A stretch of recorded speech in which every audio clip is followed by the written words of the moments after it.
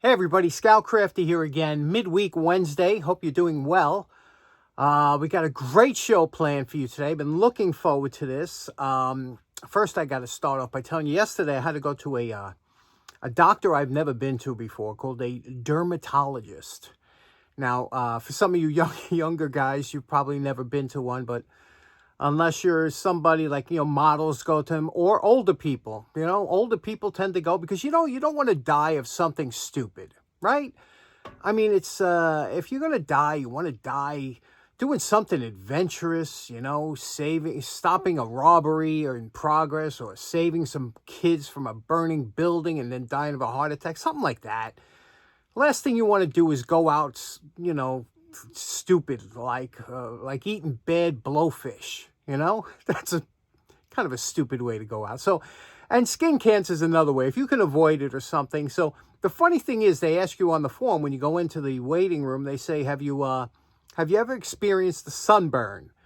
And then it has a list. Have you had more than one sunburns or more than 5 sunburns? And now you're sitting there and you're starting to sweat. You're thinking, geez, I'm from the 60s. Are you kidding me?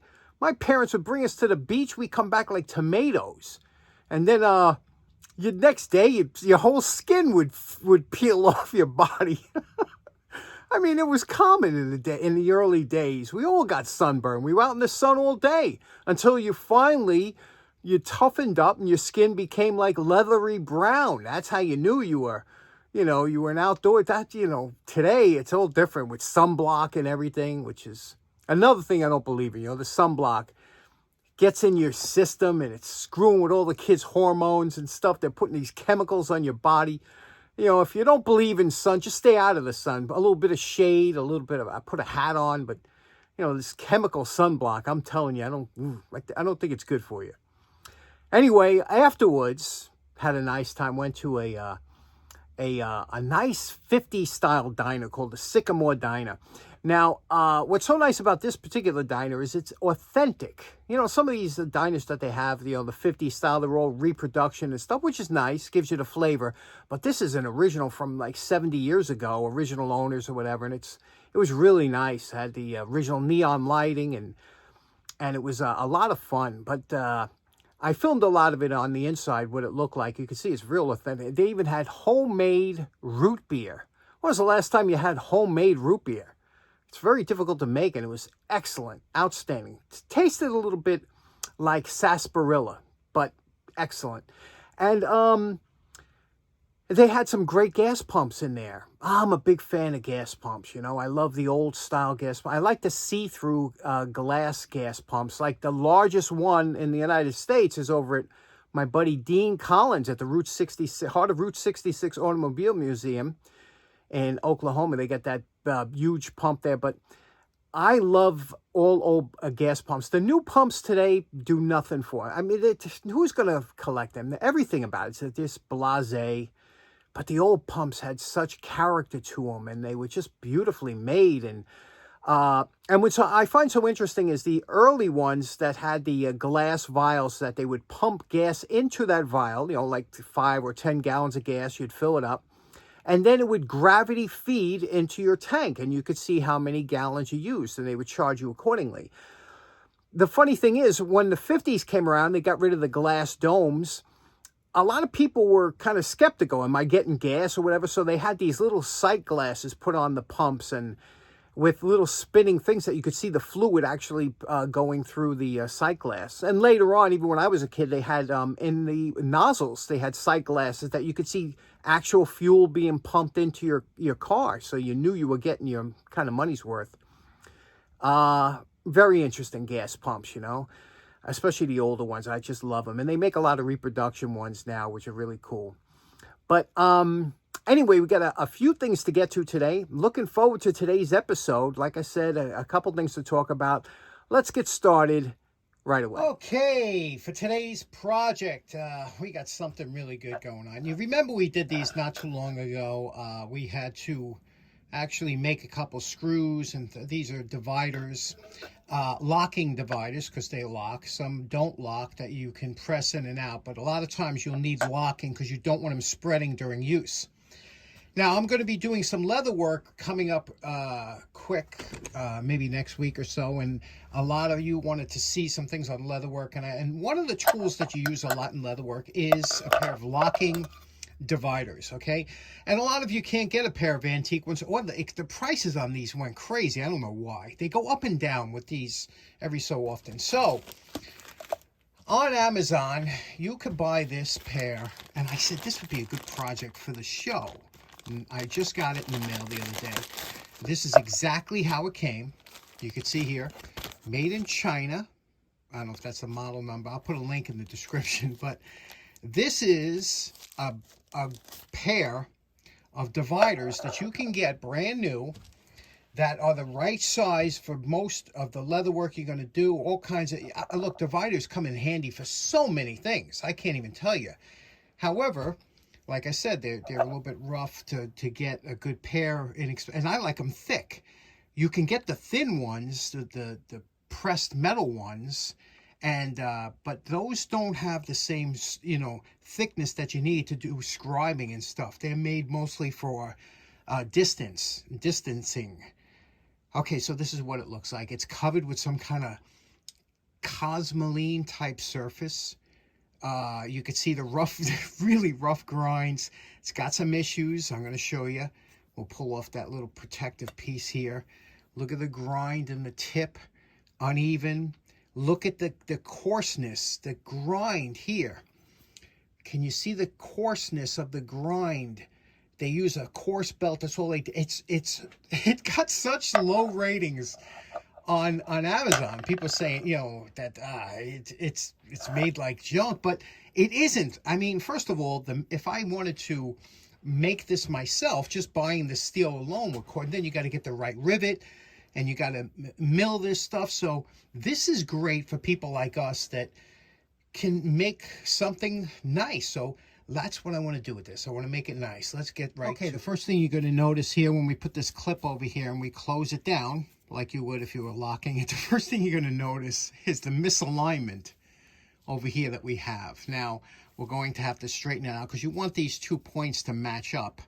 And that's something we're going to have to deal with. A lot of times what you have to do, it might have to be tweaked a little bit, but it's not loose. It's tight, it's nice, but it's not loose. First we're going to do is clean it up with a little WD-40 to see exactly what we're dealing with. You got to take that cosmoline finish off of here and clean it up and see what we're dealing with.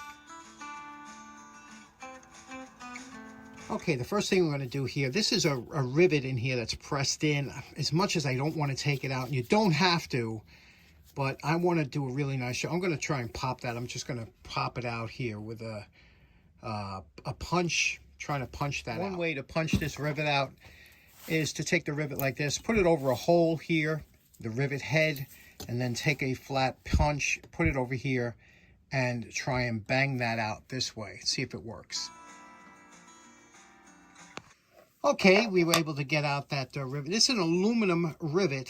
Now, I don't have another one. It's going to be hard to, we'll have to maybe make another one. We can use anything. You could use a nail or anything. You can't really drill and tap this because it's hardened steel already. So, especially with a hole that's small, if you try and thread it to put a screw in there to avoid a rivet, this hard steel, that small tap might give you a problem. Don't ask for that kind of problem if you don't need it. Now, the first thing you're going to notice, all these edges here. Remember I keep telling you about the edges? Take a look at this. Now, I know we did this one. See, all the edges are smooth, and this is such a beautiful tool to hold in the hand. So, this one here has just the opposite. Every edge is sharp. All these rough grinds, the tips. Now, the tips are good for scribing, but not really for leather work. You don't want them that sharp. There's no reason to have them that sharp for leather work. This is a perfect, you just want a kind of a dull tip. So that's what we're going to put on here. And we're also going to try and get rid of that profile, that kind of weird profile that they have here. So what we're going to use here is we're going to use the belt sander. You won't be able to get the belt sander around this top edge here. So we'll use the Dremel to try and get that. But we're going to smooth all the edges. And we're going to get rid of all their, bad grinds. So let's do that.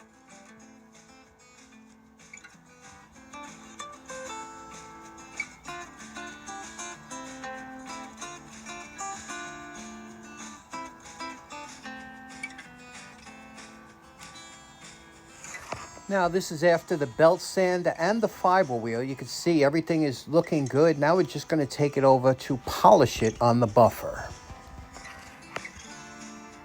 Now you know my favorite part. Remember what these dividers look like before we started. Now we're calling this project done. What do you think of this, huh? Look at them now. First of all, we lined them up. They line up perfectly now. You can see no more. And look how smooth we got this, you know, just smooth as can be. Everything has been lubricated, oiled, and polished down. No more rough grind. It's so nice. There's no more sharp edges. You could see the edges. Buttery smooth. So nice in the hand. The tips, the points are perfect for what we're going to use, which you'll see if you tune in for the leatherworking segment. Is that not just beautiful? I mean, now, of course, it's different than that, but these, you need the heavy-duty ones. I'll tell you the truth, I'm really happy with them because, like I said, you can't just buy these the way these are now. They run about $45 for a decent pair that's made like in England or someplace that isn't China. So there we go. We have a $10 pair of $40 dividers. A lot of fun there. Okay, real quick, I know some of you might say, how did he bang that rivet back in? Look how nice that rivet came out. What I did was I took the original rivet, put it in there, and what you have to do is, you have to, when you're pounding on a round rivet, you have to have a round background. So I just took a drill bit and made a little concave in a piece of aluminum and used that here. See how that matches up there?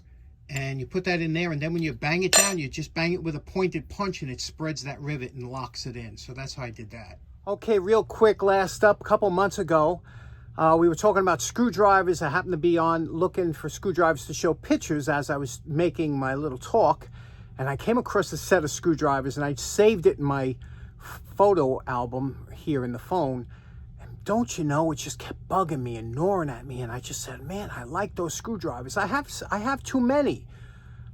It was the good and bad devil, you know. The good devil's going, you got so many screwdrivers, John, you don't need another one. The bad devil's going, come on, what's the matter with you? You only live once, buy them. Needless to say, let me show you what I got. Okay, here we go. This is them. Check it out. Let me take them out of the package and show you what they are. Okay, if you're easily persuaded, like I am, look away. Look away. However, let me show you what these are, okay? They're branded as heavy-duty screwdrivers because they have the striking cap on the back. You see here, you could see through the screwdriver that it contacts all the way through. It's got these lovely handles. You know how acrylic handles drive me nuts. And it's even got a little texturing here around here. It's got a locking, it's hexagon, chrome vanadium, okay? They look nice, and I gotta tell you something. I love them. I love the color. What is that, like an orangey red? Look at that. Chrome vanadium. I just like them. I don't know why. And look, you know, a set of 7. It was $27. Okay, and I don't know. I felt like, look, you only live once, right? Look, it's just nice. The tips are nice. I like the way the tips are ground. I just like them, you know. The striking caps, I don't strike my screwdrivers, but there are times when you might have to. And here's something that kind of, look at this. This was also in the bag, right? And it said, a gift. Dear customers, if our product has met or exceeded your expectations, please help us spread the word by leaving a review. Okay? You know what? I don't care. That's good business, you know? I mean, to throw them in there, and they're just saying, if you like it, just let other people know. So there you go. You put in that little gift for me, and this is what I'm doing for you. So what do you think? You like the color? You like the style? Do you like? I don't like black shafts. I like silver shafts. I like orange. I just love them. What do you think? Okay. So in closing, my girlfriend said to me that yesterday. She goes, you know, you are just ridiculous. And I said to her, I said, you know what? You're right. I am absolutely ridiculous. I don't know what it is, but that seems to be the word that conjures up what I am. So that's me, ridiculous. But what do you think? What do you think of that? What do you think of those screwdrivers? I'm such a sucker for buying tools, but I like them. Anyway, I hope you enjoyed today's episode. Hope you enjoyed the cleanup of those dividers, and I'll show you next week what we're going to use them for. Have a great day. Take care now. Bye-bye.